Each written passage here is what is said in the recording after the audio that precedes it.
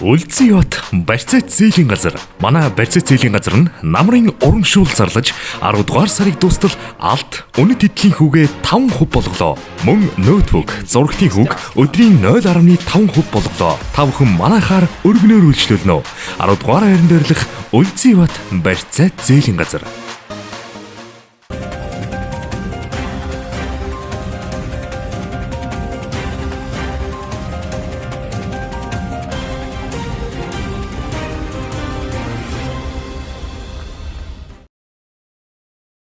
Хоромын төргийн эрхэм үзэгчдээ бид та бүхэнд мэдээ танилцуулахад бэлэн боллоо. Анхаарлаа хандуулна.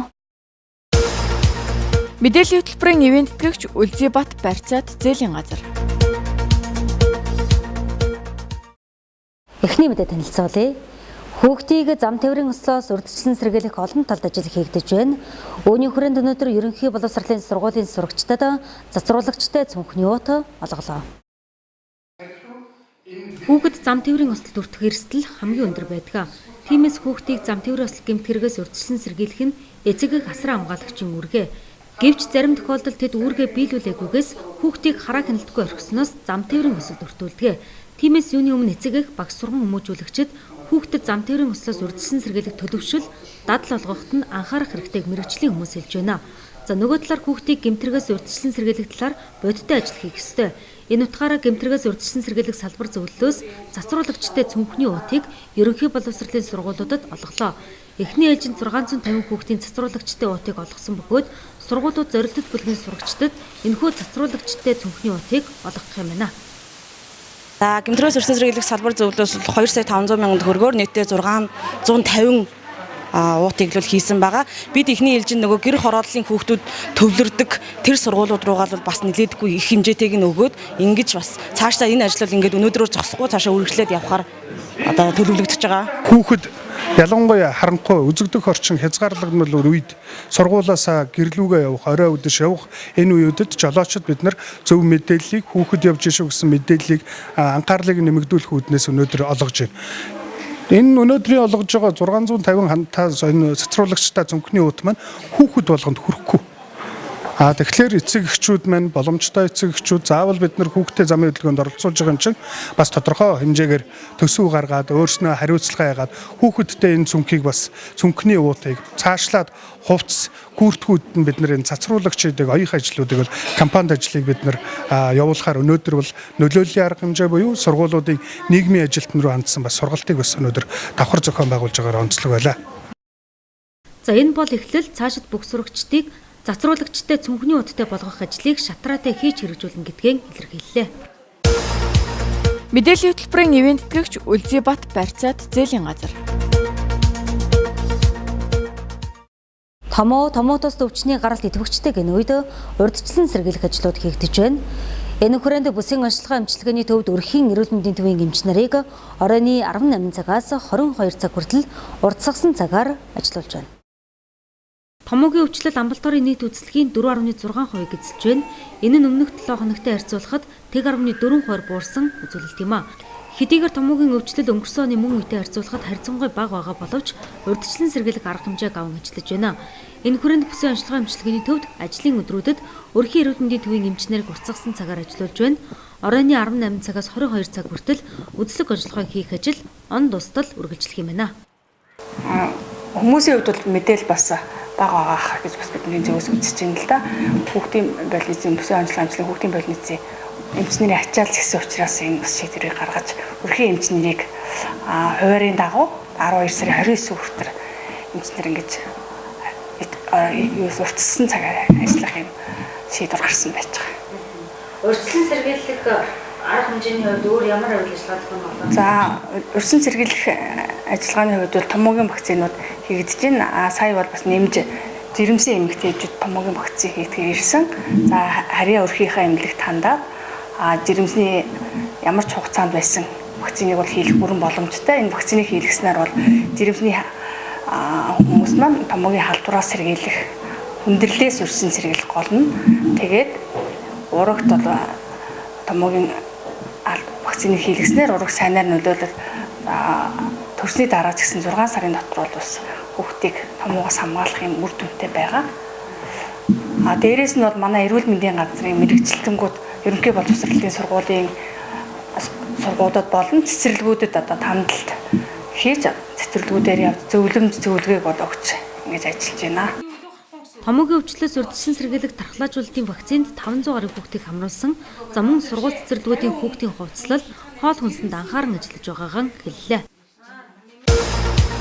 Мэдээллийн хөтөлбөрийн ивент тэтгэгч Үлзийбат барьцаад зээлийн газар. Мэдээ үргэлжилж байна. Одоо үзэгч та бүхэнд тодруулга буланг хүргэе.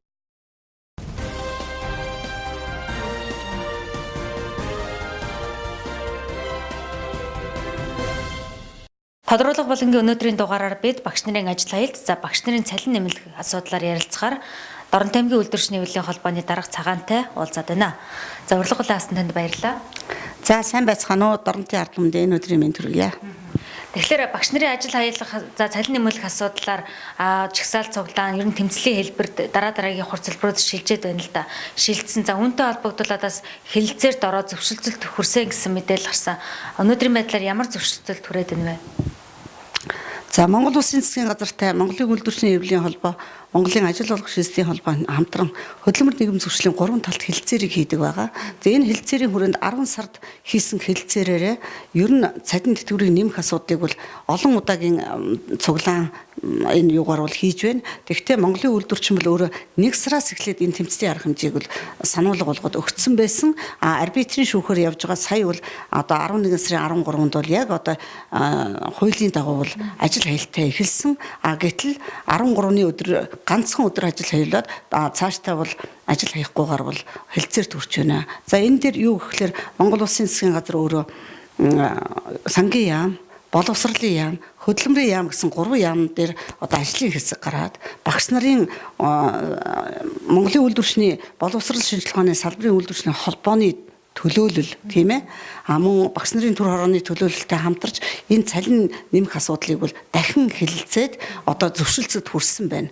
За энэ зөвшөлтсөд хүрснийгээ бол яг гарын үсэг баталгааж зурж одоо баталгаажуулах ёстой. Энийн юу гэхээр хэлэлцээрэр. Тэгэхээр энэ хэлэлцээрт хэн ордог гэхээр үйлдвэрчний байгууллага ордог. Тийм учраас одоо үйлдвэрчний байгууллага бол хэлэлцээртэй бол гарын үсгээ зурна гэдэг асуудлыг бол саяны 7 хоногт бол хэлсэн.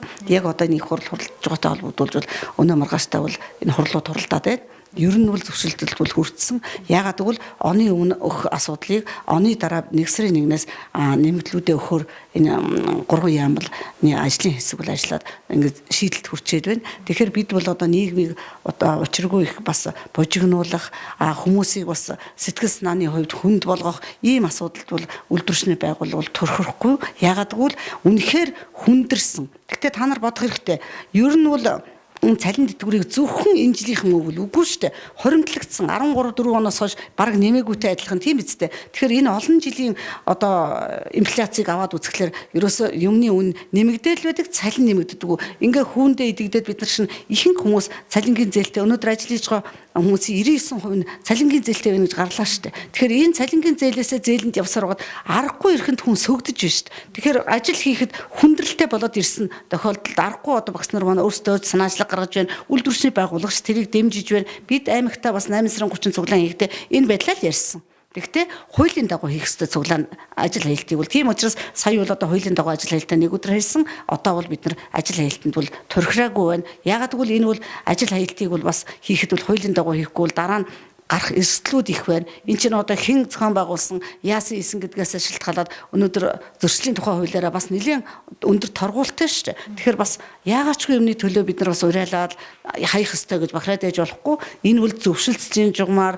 ер нь бол яам тамгийн газар бүх хүмүүст мэдэгдэж байж бид нар хаана өнөөдөр аймгийн засаг даргатай бид хэлэлцээртэй бас бид ч гэсэн одоо энэ 12 сард хэлэлцээрээ өгнөх гэж байна. Энэ дээр бас одоо зарим нэг юм дээр сануулга өгөх юм аавал бид нар өгнө. Ер нь хамтраад ажиллаад болж байгаа юм аавал болж байгаагаа хэлнэ гэсэн ийм байдлаар ер нь үйлдвэрчний байгууллага шууд шудраг Тийм учраас одоо манай гишүүдээс бол санаачлаг гарч энэ багш нарын төр хороог бол байгуулсан. Энийг бол бид нар зөв гэж үзэж байгаа. Тэгэхдээ үйлдвэрчинтэйгээ бол бас тэгж харгалдаж болохгүй, зөв буруу ярьж болохгүй. Өнөөдөр Монголын үйлдвэрчний ээлжид 22 дугаар их хурал хуралдахтай холбогдвол маш их хар PR явлаа. Энэ бол манай л их хурлыг өгцсөн ажил. Бид бол 100 жилийн түүхтэй байгууллага, энэ байгууллагын бүх түүхийг одоо ахмад үеэрээ бодсон ч өнөөдрийн одоо ажиллаж байгаа үеэрээ бодсон ч бид бол дандаа хүний төлөө л явсан.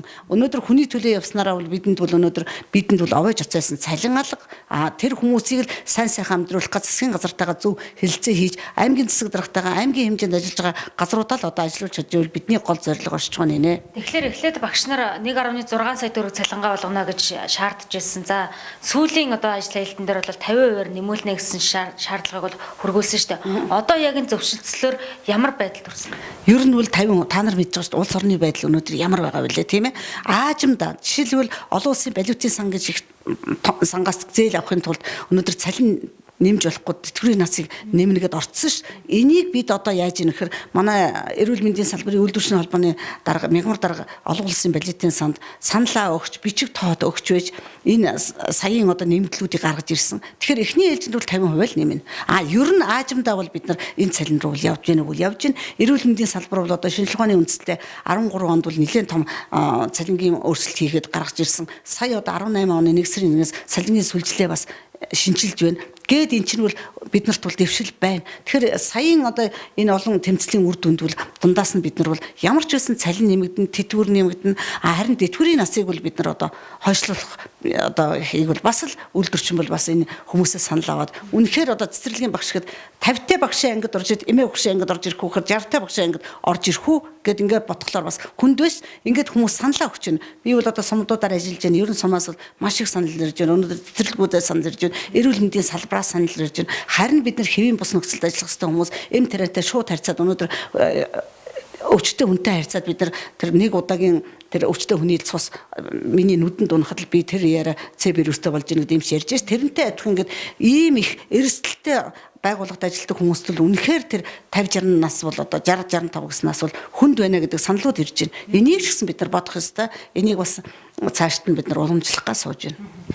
Энэ саяны өнгөрсөн нэгд өдрийн ажил хаялтыг бол боловсрол соёл шинжилгээ ухааны яамнаас багш нарыг хэрвээ ажил хаялтанд орох юм бол ажлаас нь хална гэж сүрдүүлсэн гэсэн мэдээлэл гарч ийн л да. Энэ юу нэр үндэслэлтэй байна. Танай тэр мэдээлэл ирсэн үү? Үгүй яг бид нар телевизээр ажгаар бол харж ирсэн. Гэхдээ бид нар бол энийг өгөхөр Монголын үйлдвэрчөө өөрөө хэлж шít нэг сард бид нар хэлцээрийн үр дүн гарахгүй байна гэж шаардлага өгөөд ахаад бид нар 5 сард биднээс асуугаад ер нь гишүүн байгууллагууд одоо энэ ажил хавьяал бэлтгэлтэй юу гэдгийг асуусан. Байна гэдэг ер нь ажил хийхэд бол бид нар зөвшөөрсөн. Энэ өөрөө яасан гэхээр хуулийн дагуу хөдөлмөрийн тухай хуулийн дагуу явсан ажил хаялт байсан учраас нэг өдрийн ажил хаяхад бол хэлцээрд орсон үед ажил хийж болдгоо гэдгийг бол хөдөлмөрийн сайд хэлж илээ. Тэр нэгд өдөр бол хэлцээрд ороогүй байсан. Харин нэгдгээс эхлээд бол хэлцээрийн ширээн сууя гэдэг саналаа хөргүүлээд ажил хаялтыг бол зогсоосон. Одоо хэлцээрийн ширээн дахин суух гэж байна. Ер нь бол зүгээр хэсэгчлэн комиссууд бол ингээд 3 яамны төлөөлөлтөөгөө яам дээр уулзаад тохиролцоонд бол хүртсэн. Яг үзгэлсэн юм нь бол өнөөдөр бидэнд ирээгүй байна. Тэгэхээр үйлдвэрчний хөвлийн холбоог за энэ багш нарын цалин нэмүүлэх асуудлыг аль өнгөрсөн одоо 17 нэг сарын 1-ээс эхлээд 50-ад хөөцөлдөөд явсаа. Гэхдээ энэ бол нэлээд удаашралтай явагдаад байна гэсэн бас шүүмжил гарсан шүү дээ. Одоо тэгэлгүй яах вэ? Засгийн газар маань ямар байгаа вэ? Та нар мэдж байгаа шүү. Бид өнөөдөр засгийн газар 2 дахь удаага өөрчлөгдчихлөө тий. Зөвхөн энэ онцлоход тэгээд энэнтэй уялдуулаад нөгөө манайх чинь хэлцээрд орохдоо шууд одоо засгийн газрыг турхираад байж болдгоо хэлцээрийнхаа юмыг хүлээсэн үүрэгтэй энэ чинь хэн өнөөдөр ажил хайхад хэлцээрийн аль талынх нь тэр дундаа үйлдвэрчин дээр ишин байгаа шүү дээ ажил хаях. Тэгэхээр үйлдвэрчин өөрөө тэр хэлцээрийг одоо ингээд удаашралтай байна гэдгийг хэлээд бичиг тоотоо өгөөд ярилцаад ингэж явсаар байгаад 5 сар 6 сар болсон 6 сараас хойш бол мэдээж амралтын 7 8 сард бол хаяад нэмэргүй шүү дээ. Тэгээ 9 сараас энэ ажлыг өрнөд эхлэхэд бол багш нарын төр хороо байгуулагдаад ингээд 10 11 сар болоод ингээд явж байна. Бид энэ хооронд бол бас ажиллаа хийх ёстой. Бид нар бол энэ хооронд 100 жилээ хийлээ. Ер нь бол хийх ёстой ажлуудаа хийгээл явж байгаа. Тухайн засгийн газар ч гэсэн хийх ёстой юм хийгээд тэр дунд засгийн газараа бас огцруулаад ингээд явж байна. Энэ олон юм чинь бол гадаад болоод дотоод юмнаас одоо нөлөөлөлтөй ганцхан байгууллагын хараат биш байдаг учраас хаана нээлттэй хүн бүхэл харж байгаа ш. Бид нарыг удаашралтайг нь бид хуулийн дагуу л явж байгаа. Арбитрийн шүүхэд хандаад ч гэсэн арбитр дээр очиод хугацаатай бид нар хугацаа нь болоод ирэхэд тэр засаг дарга юугаа захирамжаа гарахгүй болохоор дараагийнхаа юмд бид нар шилжиж шít. Энэ мэтчлэнгийн хугацаагийн хөөж явсараа бол 11 сарын 13 гэдэг бол яг хуулийн хугацаатай л бид нар бол ажиллаа хийсэн л да. Өмнөх 2 удаагийн ажил аялалт буюу 9 сарын 22, 26-ны ажил аялалтанд үйлдвэрчний эвлэлийн холбоо дэмжиж байгаа хэдий ч боловч энийг ажил аялалтанд бол оролцохгүй гэдэг бол саналаа илэрхийлж байсан л да. Энэ нас эргээд багш нарынхаа эсрэг зүйл боллоо гэдгийг зарим багш нар хэлжсэн шүү дээ. За багш нар бол тэгж хэлсэн. Гэхдээ багш нартаа бол бид нар маш их хууль мэдрүүлэх ёстой байна гэдэг. Одоо өнөөдөр хөдөлмөрийн хуулийн 10 дугаар бүлгийг бол бид одоо хэлээд явж байна. Ер нь бол бид тэрийг бол өөрсөнд нь шууд хэлсэн. Тэгэнгүүт одоо аймгийн үйлдвэрчин биднийг дэмжихгүй байна гэдгийг яриа хүртэл гарч ирсэн. Энэ өөрөө юу гэхээр хууль ёс учраас ажил тасалтад орно гэдэг. Тийм ч учраас сая 10 сарын 3 талд хэлцээрээр бид нар одоо засгийн газраас гуйлаа штэ. Энэ 2 өдрийн ажил хаялтыг тасалт биш одоо үндсэн одоо ажил хаялтын цалингийн өгөөч гэсэн одоо 11 сараас өгөх гэж байна. Энэ үл юу гэхээр хэлцээр дээр яригдчихэж өгж байгаа ш. Тэрнээс биш зүгээр нэг одоо ажил хийсний төлөө өгөхгүй.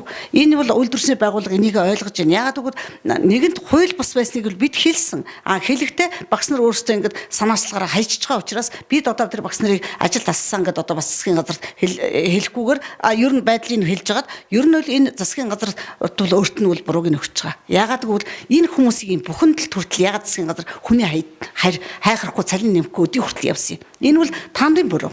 Тийм ч учраас одоо энэ цалин нэмж өгөөч. Энэ цалингуудыг өгөөч гэсэн одоо 11 сараас эхлээд өгөөд явж байна. За маш их баярлалаа. Бидний ярилцлагыг энэ түрээд өндөрлөж байна. За баярлалаа. Бид өнөөдөр тодруулга болонгаар Доронтой аймгийн үйлдвэрчний эвлэлийн холбооны дарга цагаантай ярилцлаа. Мэдээллийн хөтөлбөрийн ивент тэтгэгч Үлзийбат барьцаад зээлийн газар. Дараагийн мэдээ танилцуулъя. Монголын үйлдвэрчний эвлэлийн хөдөлгөөн үүсэн байгуулагдсны 100 жилийн өн хүрээнд Доронтой аймгийн үйлдвэрчний эвлэлийн холбоо түүхэн замналын танхимыг байгуулсан байна. Энэхүү танхимд өнөөдөр Доронтой аймгийн Улаанзагалмай хорооныхон зочилж танилцлаа. Монголын үйлдвэрчний эвлэлийн хөдөлгөөн үүсэн байгуулагдсны 100 жилийн өн хүрээнд зохион байгуулсан урлаг спортын наадамд Доронтой аймгийн үйлдвэрчний эвлэлийн холбоо амжилттай оролцжээ. За улмаар тус өн хүрээнд хэд хэдэн томоохон ажил хийж байгаагийн нэг нь энэхүү түүхэн замналын танхим юм байна. Танхимд үе үеийн үйлдвэрчний эвлэлийн байгууллагын дарга ажиллагчдын түүхэн намтар гишүүн байгууллагын танилцуулгыг байршуулжээ. Энэхүү танхимтай Доронтой аймгийн Улаанзагалмай хорооныхон танилцах үеэр тус байгууллагын дарга Гамбалдыг хөдөлмөрийн хүний төлөө 100 жилийн медалаар шагналаа. Монголын үйлдвэрчний эвлэл Улаанзагалмай хоёр бол Монгол улсад үйл ажиллагаа явуулдаг ууган байгууллагууд. Монголын үйлдвэрчний эвлэл өнөөдөр 100 жилийн хойг улс орны хэмжээнд ёслол төгөлдөр өргө үрээтэй тэмдэглэсэн. За тэгвэл Улаанзагалмай байгууллага бас 2019 онд 80 жилийн хойг бид Доронтой аймаг маань бас саяхан бид одоо 60 жилийн хойг бас амжилттай зохион байгуулж одоо хэлсэн үйлдвэрчний байгууллага маань бол бидэнтэй бас хамтарч ажилладаг. За цагаан даргын хувьд бол өөрөө Монголын Улаанзагалмай нэгний онцгой гишүүн, манай их хурлын төлөөлөгч. Тэгээ эднийх болынхаа харьцуулах ажлын хүрээнд бол биднүүд ялгаагүй л адилхан одоо бүх нийтийн төлөө, бусдын сайн сайхны төлөө ажилладаг. Зүгээр хуулийн хүрээнд хийдэг ажил маань өөр боловч эцсийн зорилго очих юм нь бол нэг цаг дээр байдаг учраас манай хоёр бол хөрш бид бас хамтраад ажиллахад бол төхөмтэй. Тийм учраас өнөөдөр бидний Монголын Улаанзагалмай нийгмийн үйл ажиллагааг аймгийн үйлдвэрчний эвлэлийн холбоо одоо дэмжиж хамтарч ажиллаж бүх аж ахуй нэгжүүд маань бас үйлдвэрчний салбар хороо зөвлөд байдаг. Эднүүдээр дамжаад бас Улаанзагалмай гишүүд дэмжигчтэй игнэ өргөн болж бидэнтэй бас хамтарч ажилладаг талархалтай байна. Тэгээд өнөөдөр би бас ийм шагнал авч хийж зүудэлсэнгүй тэгээд ажиллаа танилцуулна манайх нэг хамт олноороо иргэсэн тэгээд бидэд ирээд ийм шагнал авсантаа бас баяртай байна. Тэгээд энэ итгэлээ дааж бас бид цаашдаа хамтарч ажиллана. Тэгээд аймгийнхаа үйлдвэрчний холбооны хамт олонд бас ажлын амжилт бусдын сайн сайхны төлөө өстөө нөгөө чөнгөө дундартар одоо ажиллана гэдэгт итгэж байна. Тэгээд амжилт хүсье. Баярлалаа. Доронтой аймгийн Улаанзагалмай хороо Доронтой аймгийн үйлдвэрчний эвлэлийн холбоо хэдийгээр тус тусдаа хууль эрх зүйн хүрээнд үйл ажиллагаа явуулдаг боловч эцсийн цагт хүний сайн сайхны төлөө ажилладаг гэдэг утгаараа олон жилийн хамтын ажиллагаатай ажиллаж байгаагаа энэ үеэр тодтогсон юм а. Мэдээллийн хөтөлбөрийн ивент тэтгэгч Үлзийбат барьцаад зээлийн газар. Мэдээллийн хөтөлбөрийн ивент тэтгэгчээр Үлзийбат барьцаад зээлийн газар ажиллаж байгааг дуулгая. Ирэх мэзэгчтэй одоо та бүхэн сомдын мэдээнд анхаарлаа хандуулна.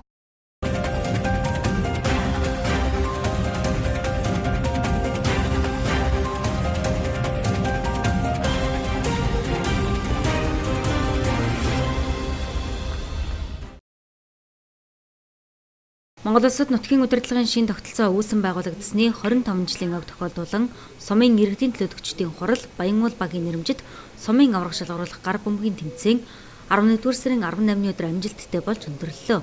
Уг тэмцээнд эрэгтэй 6 баг, эмэгтэй 7 баг оролцсноос эрэгтэй төрөлд 1-р байранд Далайхуу ахлагчтай Баянгуул 1-р баг, 2-р байранд Амар тайван ахлагчтай Ерөнхий боловсролын сургуулийн Дөөл баг, 3-р байранд Батбаяр ахлагчтай Баянгуул 2 баг, эмэгтэй төрөлд 1-р байранд Хандармаа ахлагчтай Ерөнхий боловсролын сургуулийн Оч баг, 2-р байранд Наранхуу ахлагчтай Засаг даргын тамгын газрын баг, 3-р байранд Нандин цэцэг ахлагчтай Мөрөөдөл баг тус эзэлж алт мөнгө хүрэл медаль өргөмжлөл мөнгөн шагналаар шагнуулж Баянгуул баг Ерөнхий боловсролын сургууль шилжин явах цомын эзэдээр тодорлоо.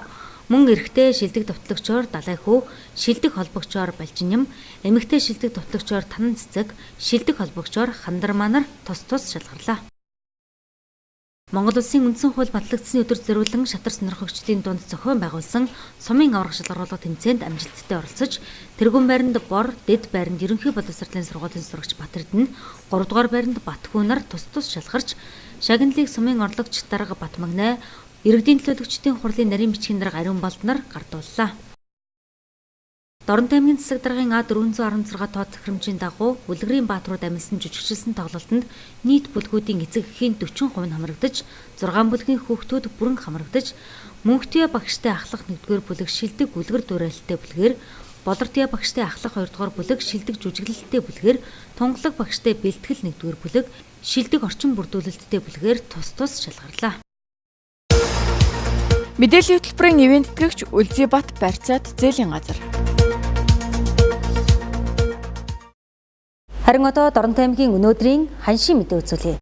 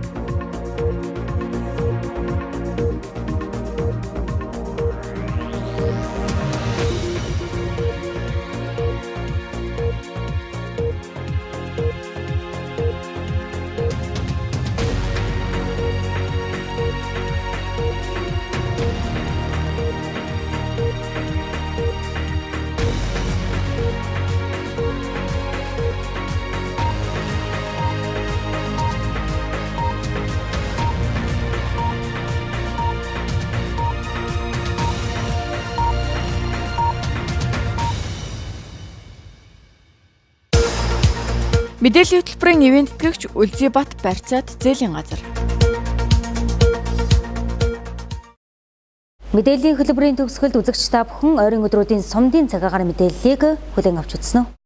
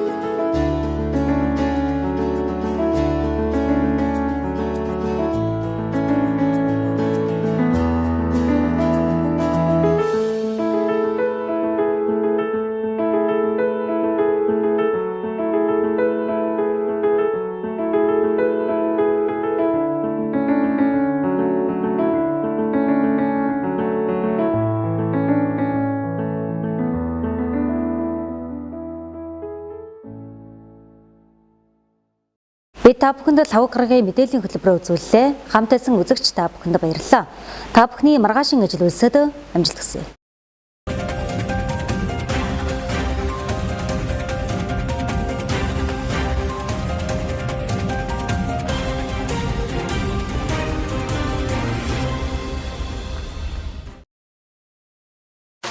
Үлзий бат барьцаат зээлийн газар. Манай барьцаат зээлийн газар нь намрын урамшуул зарлаж 10 дугаар сарыг дуустал алт үнэт эдлийн хүүгээ 5% болголоо.